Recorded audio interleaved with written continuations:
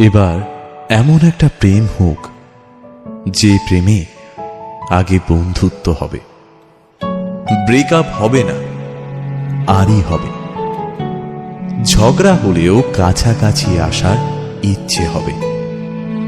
Sunday suspense থেকে রাজনীতি, সব বিষয় গল্প হবে। শুধু কথা দিলেই হবে না, কথা রাখতে হবে। জীবনে হারি বা জিতি, সে সব কিছুর অংশ হবে, মন খারাপের ওষুধ হবে।